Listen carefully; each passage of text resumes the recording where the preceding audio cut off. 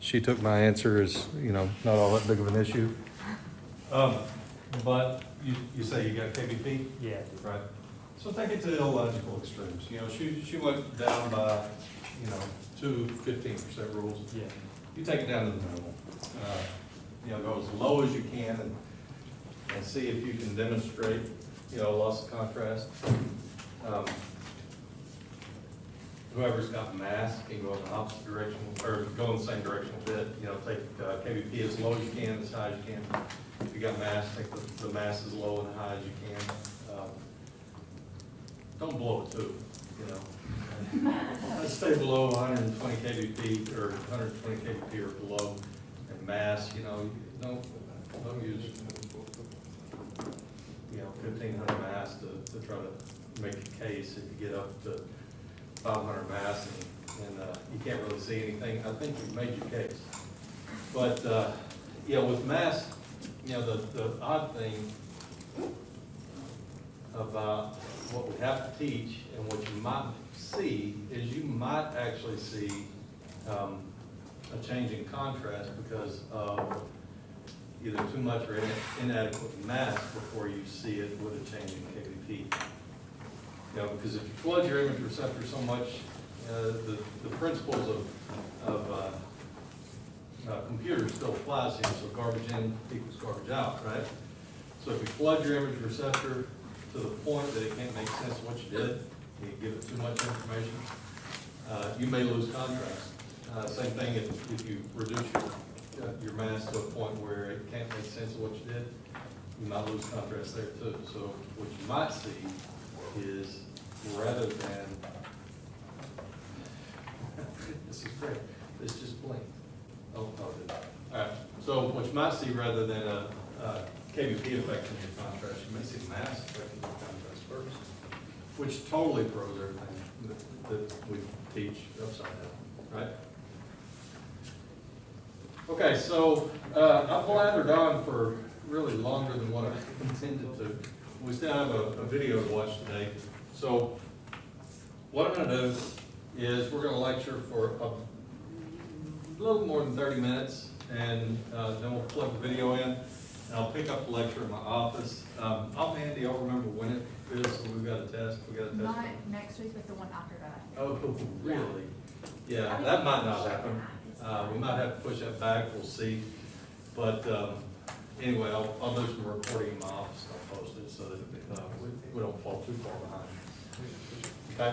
So image quality. So what we're going to do is we're going to sample a little bit out of chapters 10, 11, 15, and 16.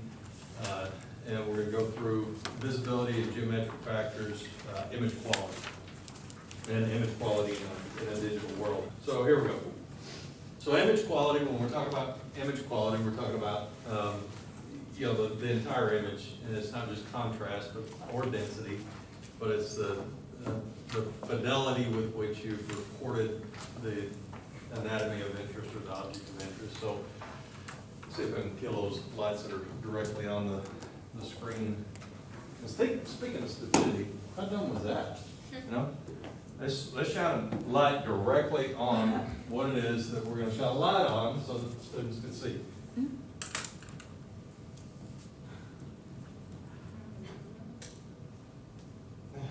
There it is. Okay. So it's going to be accurately representing the object in its size and shape, which is your distortion. And we're going to talk about distortion types. The sharpness of the lines, that is your sharpness of recorded detail. And representation of anatomical density, so that's your contrast resolution, which is controlled by your technical factors. Yeah, right. Equipment use, and then which would be your grids, and then your patient factors. So resolution is the ability to image two objects and visualize them as distinctly different. So a couple of things about resolution. We've got two different types of resolution, remember. We've got contrast resolution, and we've got sharpness of recorded detail, which is, generally when we're talking about resolution, that's what we're talking about is spatial resolution. All right. So how you differentiate between the two is generally whenever a question is asking about contrast resolution, it will either just say contrast or it will say contrast resolution. So if you see the word resolution all by itself, it's referring to spatial resolution, which is your sharpness for recorded detail. Okay, so don't get tripped up on those. If you read a question that just says resolution, that's your spatial resolution. That's the lines that you're gonna see. So, another definition, process or capability of making distinguishable the individual parts of an object closely adjacent, optical images or sources of light. So resolution, by definition, takes into consideration not just the lines, but the contrast. You can have perfect spatial resolution, but if you have no contrast resolution, you can't see it, right? So you have to have both of them. You have to have spatial resolution, you have to have contrast resolution. Likewise, if you have perfect contrast resolution and everything is blurry because you got motion, then you have no spatial resolution, right? So you have to have both of them. So a measure of the sharpness of an image of the fineness with which a device can produce or record such an image, usually expressed as a total number of densities of pixels in the image. So what controls the resolution in the image display is what we're talking about here. When you're thinking about your TV at home, TVs have kind of undergone a bit of a revolution in the last 20 years or so. Went from those big old CRTs down to the flat screens, and you can measure your resolution in the number of pixels that it demonstrates, right? So you got a number times a number, length times width, the individual little bitty pixels is what this resolution represents. This resolution and the resolution on your image receptor are two totally different things, yet you have to have them both, right? If you have perfect resolution here with garbage resolution here, then you're not gonna see anything, right? So you gotta have both. You gotta have a good resolution on your image receptor and on your display too. So spatial resolution is actual sharpness, and that is your penumbra versus your umbra. Okay, so your penumbra is the loss of sharpness, it's a fuzziness, and Autumn gave us a good definition of penumbra. It's almost light, right? Or almost shadow, rather, as opposed to umbra being a sharp image. So if I have my hand really close to this, you can see a good sharp outline of my hand in the shadow, right? So that is good umbra, right? But the further back I come with it, the fuzzier it gets, and the more I increase the penumbra, right? So penumbra equals fuzziness, umbra equals sharpness. And then you got your contrast resolution, which is just the black and white, the differences in densities. So what gives us those differences in radiographic density is the difference in subject density. So when we're talking about densities, again, we've got two different densities that we're speaking of.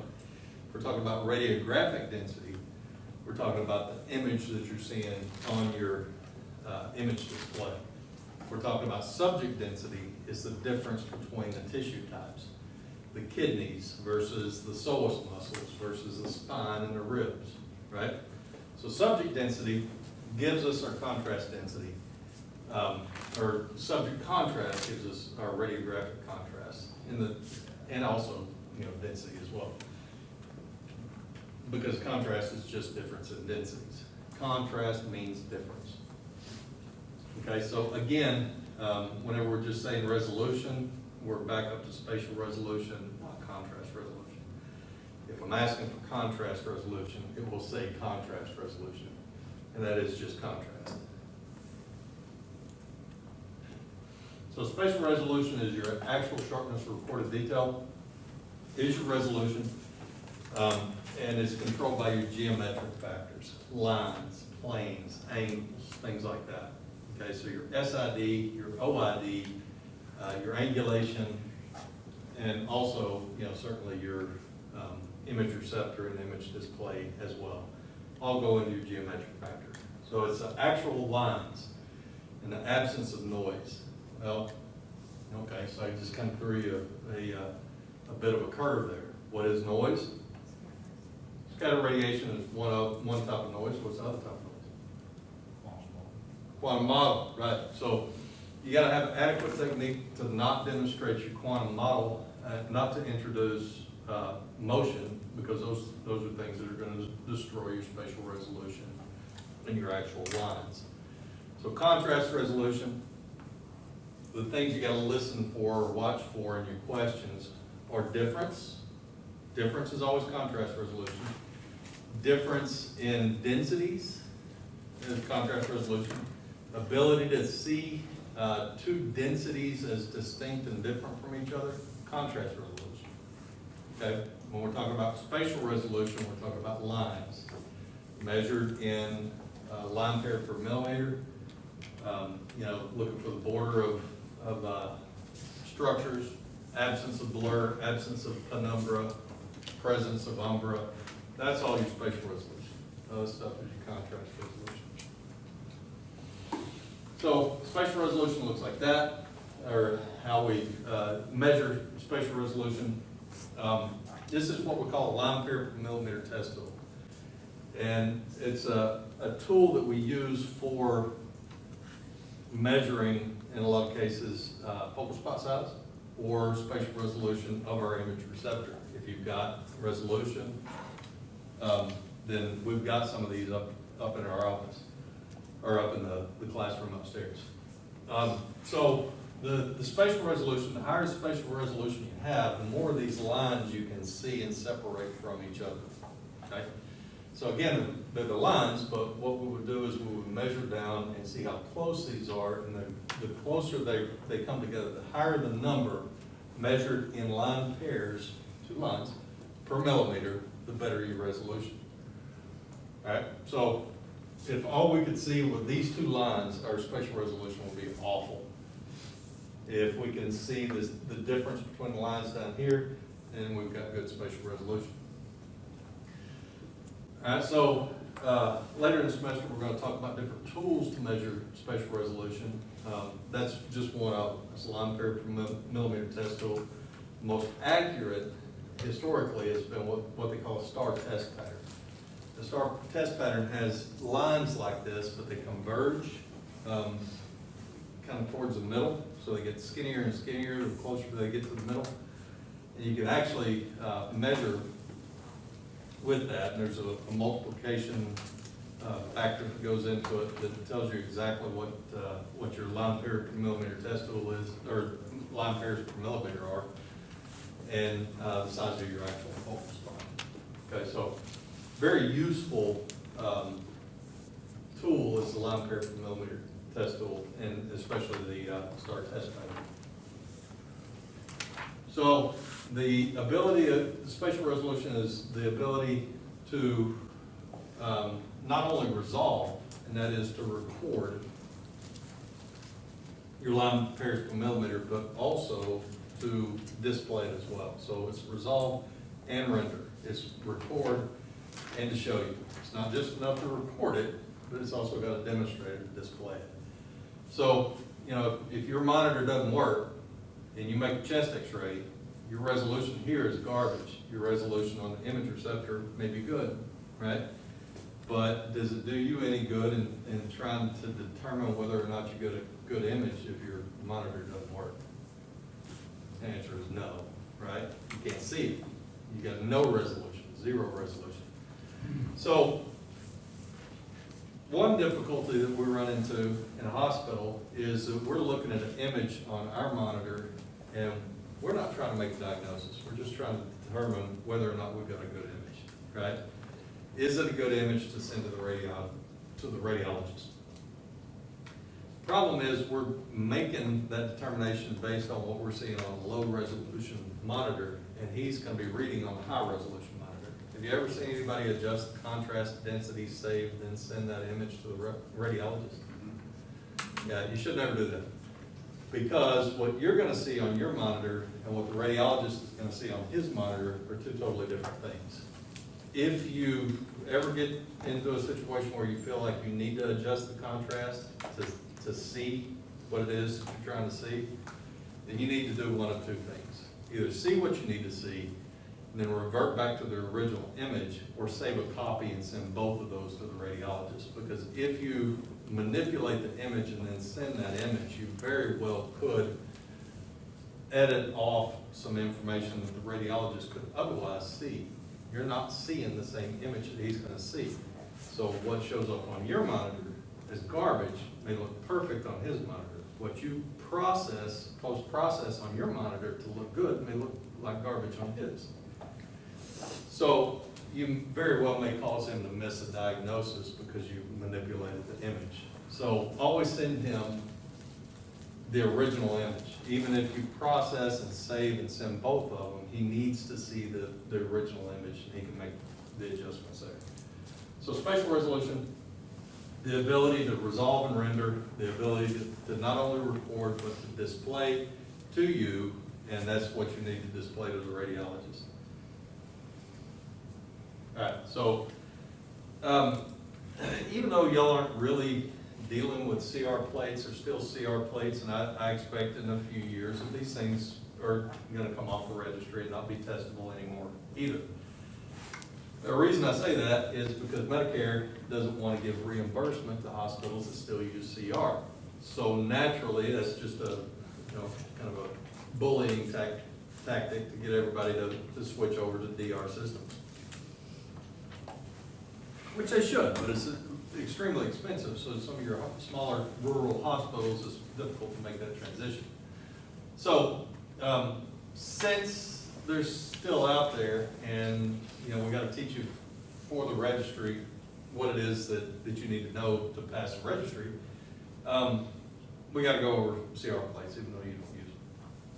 So the CR plates are really kind of set up like an old screen, and what you've got is you've got an anti-static layer, because static radiation or static discharges can give an artifact on the image. It's a real cool artifact. If you've ever seen an old X-ray image that looked like it had a tree in the fall, after the leaves have fallen off of the tree, it's somewhere in the image, that's a static discharge. So you got an anti-static layer, then you got a base layer, and the whole purpose for the base layer is just to hold the goo. That's the only thing it's there for, is just hold all this stuff. So in the stuff, what you've got, we'll get back to the reflective layer in a minute, but in this stuff, what you've got is kind of a gelatin suspension. So everybody's seen like Christmas Vacation, right? Grandma brought her Jell-O mold and it's got all that stuff inside of it. Yeah, Jell-O mold, okay? It's just hardened Jell-O mold. And then it's got all these little phosphors inside of it. And those phosphors are a lot like the phosphors that we used in screens. When you make an exposure, they glow.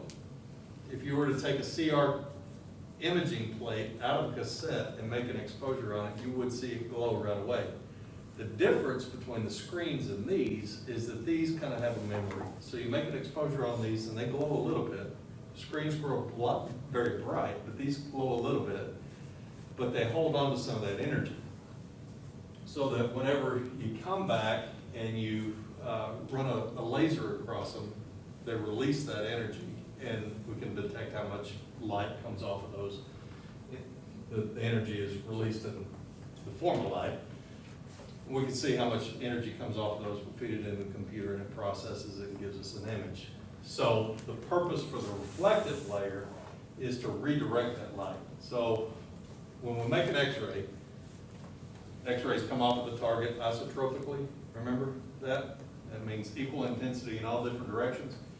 And when these glow, they also glow isotropically. So everything that comes down this way is wasted, right? So the purpose for the reflective layer is to take what comes straight down and bounce it straight back to try to increase the speed and increase the light that could be detected off of each phosphor. Okay? So that's the purpose for the reflective layer. The protective coating is just a scratch-proof coating, scratch-resistant coating. It's going to get scratched if you get your fingernails too deep into it. And the backing, way back here below the static layer, is lead to try to prevent some of the light from going all the way through. Okay, so that's CR plate. The things that control your spatial resolution in CR plates are the size of each one of these. Right? So let's say we've got anatomy that's as small as my finger. Okay, so you're talking about trabecular, little bitty anatomy inside of the patient. So it's as small as my finger up here, right? So this phosphor is gonna let go of all of its light isotropically. And the only part that we're interested in seeing is coming straight up there. It's still gonna spread out, but let's say that it doesn't, and it just comes straight up like that. So if this whole thing glows, then what's that gonna be represented, or how is my finger gonna be represented by that single phosphor? Is it gonna be smaller than the phosphor? Same size? It's gonna be the same size as phosphor, right? But my finger's smaller than the phosphor, so what does that speak to the sharpness that we're gonna get off of this? Is it truly gonna represent this anatomy? The answer is no. All right, so the smaller those individual phosphors, the better the sharpness of recorded detail. Okay, but again, they're not gonna come straight up like that, they're gonna spread out. So how far can this phosphor spread before the light escapes from the goo? Not much. How far can this one? A lot more. So two things control your sharpness of recorded detail in these. One is the thickness of the phosphor layer, right? Another is the size of the individual phosphors. So our best sharpness of recorded detail off of a CR imaging plate is make it as thin as possible and make the phosphors as small as possible. What's the problem with that? Why would we have it so thick with so many phosphors? The more phosphors we have, the more phosphors we can have to glow, and the less mass we can use, and so the patient dose goes down, right? But if we cut this, let's say, in half, could we increase our sharpness of recorded detail? Absolutely, but what will we have to increase mass, which makes patient dose probably at least double. Right, so the equipment that has to demonstrate high spatial resolution, you gotta have your image receptors, you gotta have your CR readers. So in CR, the CR reader is what actually lifts the information off of the plate, and it's got a display. So you have 3 different steps. The real benefit, or one of the benefits, the reason that we get increased resolution in DR systems is because the CR reader is completely removed. We just shoot directly into the imaging plate and it feeds directly into the computer. So a part of that, one step, is actually removed. So how the plates work sounds an awful lot like radiation exposure to the patient. What we get in radiation exposure to the patient is the photon, the X-ray photons, excite outer shells in the patient. They fall back into place, and in some cases, the patient actually becomes an X-ray emitter, right? An X-ray tube, the patient does. Well, the same thing happens here. So you get excitation of the outer shells, some return to stable or ground state, and it's kind of a neutrality, and others become what we call metastable. Metastability, sounds like you're, extra stable. That's not really it.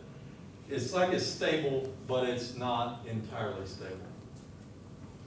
So you remember all the way back to physics, we talked about the things like radioactivity, right? Radioactivity, when a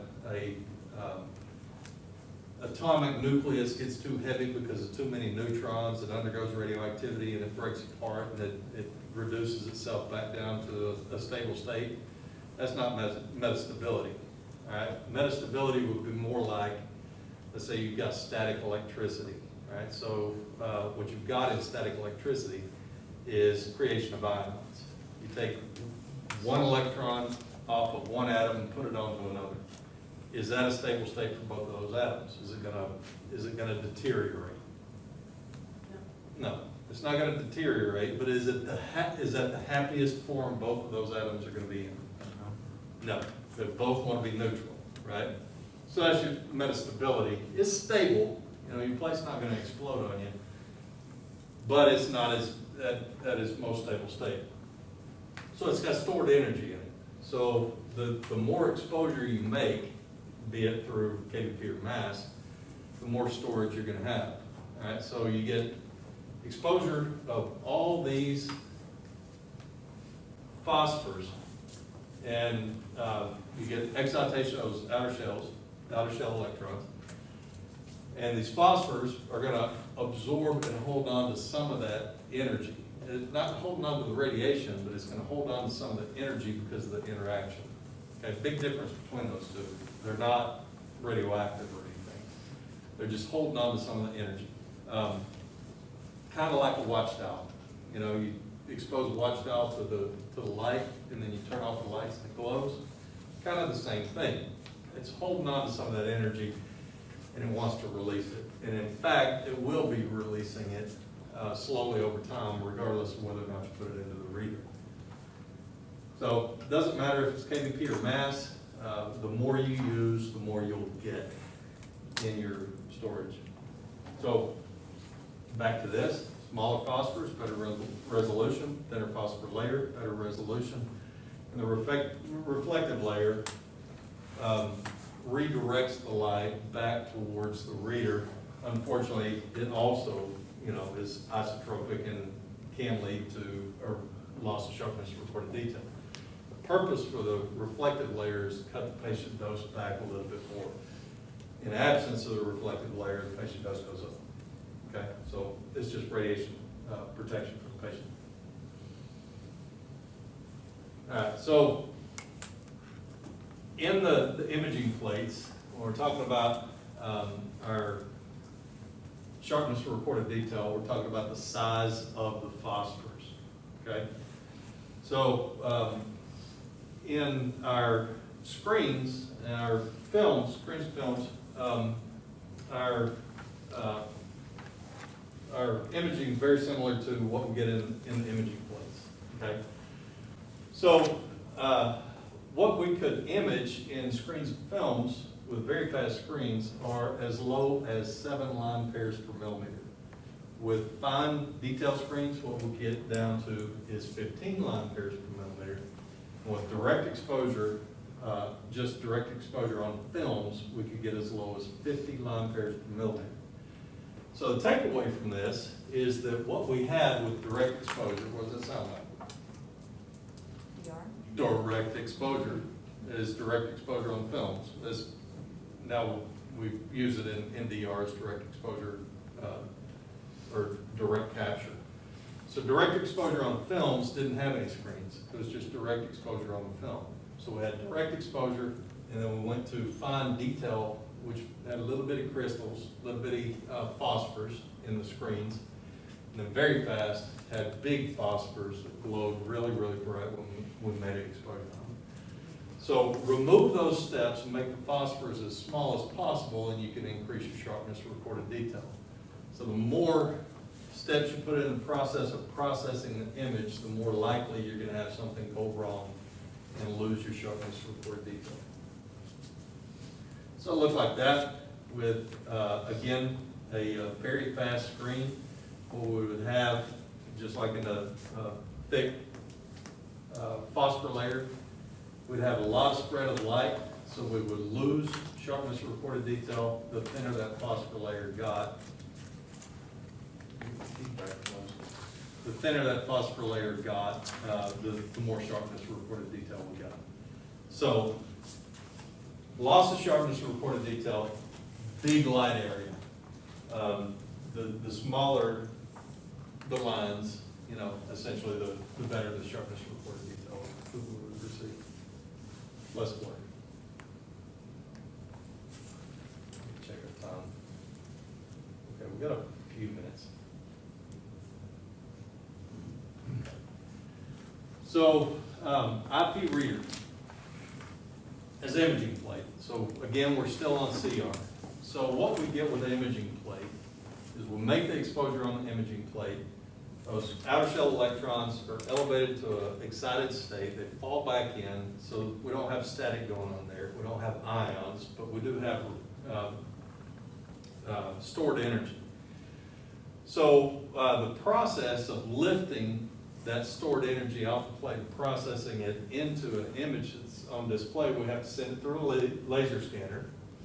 And the laser pivots, all right? So the laser doesn't move the length of the imaging plate. What we have in the imaging plate, and its processing, is we've got a lot of stuff going on all at the same time, okay? So this is an imaging plate. This is supposed to be representative of a scanner or a laser, okay? So when we would process an image, you take a cassette, you put it into the processor or into the scanner, and what would happen is it would take the entire cassette, it would open it up, and it would pull the imaging plate out. And you had two scans going on. So the plate itself would move relatively slow, and that's what we call the slow scan, because it's moving pretty slow. While it's going through the scanner, you got a laser that sits in one place, but it pivots up and down, and it goes really, really fast. So it goes up and down real fast like that. Slow scan, fast scan, so those are both going on at the same time. The purpose for the laser was to, again, excite those phosphors. And whenever it strikes those phosphors, what we would get is a glow off of the phosphor. So at the same time that you've got this going on, you've got another reader that's detecting the amount of light that's coming off of those. So you got three things going on at the same time. At exactly the same time. You got the slow scan, which is travel of the plate. You got the fast scan, which is a pivot of the laser. And then you've got light detection coming off, measuring how much light is coming off of each one of those phosphors, okay? Now here's the kicker. You know this. Light comes out of your flashlight, right? And if I were to shine it on that wall over there, and I were to stand right here, and I were to shine it on that wall all the way across the room, and then I would take it and I went to that corner over there, what would the difference in that light be? Be less intense over there. Be less intense, that's one, and it'd be bigger, right? Because it's gonna diverge, right?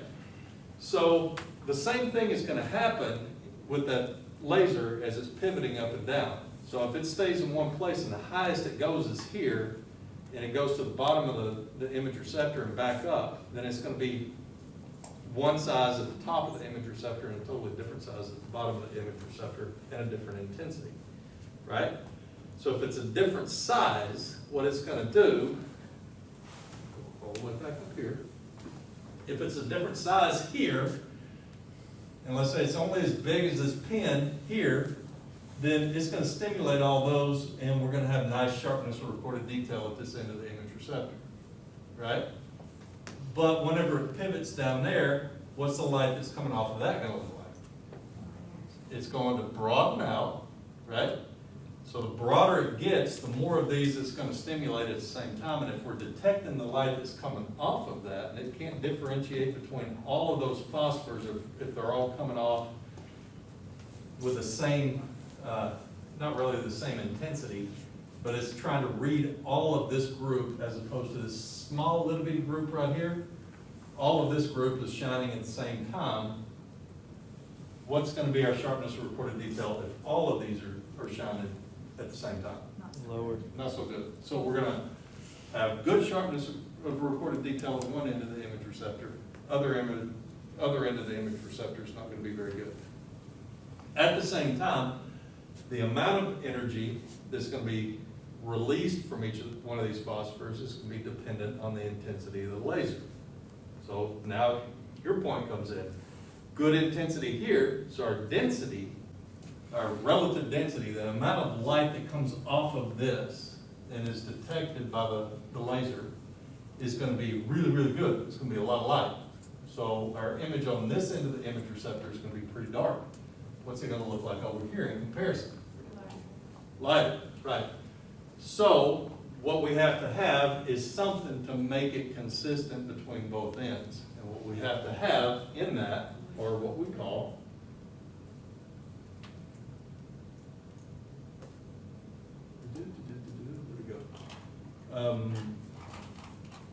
light focusing optics, okay, because of beam divergence. So the laser pivots, because it pivots, we have to keep the intensity the same. Otherwise, we lose sharpness for recorded detail, and lose density, between one end of the image and the other. So we have to have light focusing optics. So what we need is a very thin laser beam that'll give us the highest possible resolution. And the process of lifting the information from each one of those phosphors is what we call interrogation. You've all seen the old war movies where somebody sits in a chair and they shine a bright light on them and say, okay, now talk. Yeah, that's called interrogation. Same process here. You're interrogating each one of those little phosphors. So we talked about this. The slow scan is travel of the plate. The fast scan is the pivot of the laser. Both of them have to be controlled and both of them have to be consistent. If your imaging plate is moving through at an inconsistent rate, keep in mind that each one of these can be interrogated, but each one of them is not going to lose all of their metastability. Okay, so they're not going to release all of their energy, but if you've got inconsistent speed, it's going through pretty quick and then it slows down and it goes through pretty quick again, then what you're going to have is an inconsistent release of light, which is going to give you inconsistent densities. Same thing with the laser pivot. It has to be consistent. So inconsistencies lead to density differences. So they have to be really mechanically sturdy, especially that pivoting laser, to prevent any kind of motion artifact. Okay? So the read cycle, and we'll probably pull up here, is the picking up of the light that comes off of those phosphors. So the read cycle happens at exactly the same time as the scan, and it's just the detection of the light, how much light is coming off each one of those phosphors. So it's light detection and amplification. So it collects the light and then sends it through the photomultiplier tube, and I think Trina probably covered photomultiplier tube and fluoroscopy. Right? Have y'all been through fluoro yet? Sure. Yeah, yeah. So same equipment, basically, so they just recycle the equipment for CR here. Okay, so we'll pull up there. I'll report through digitization and probably go down through at least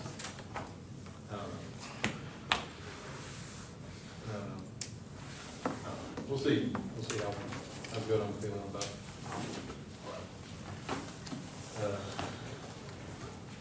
reporting in my office later. It gets pretty fun. Sit there and just ramble on to nobody. All right, so I do have the quizzes, and I think I've got all of them this time.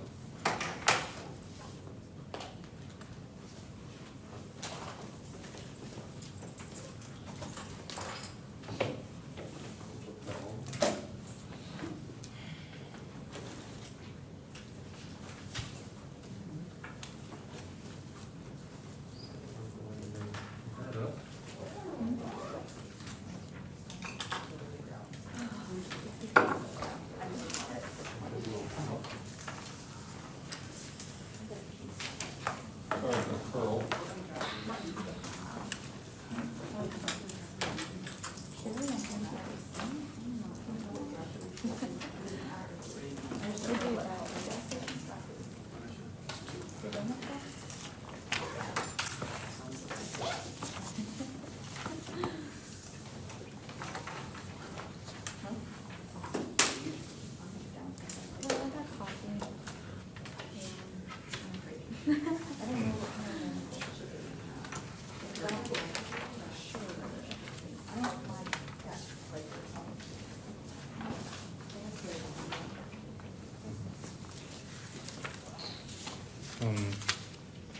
I guess ran out of staples.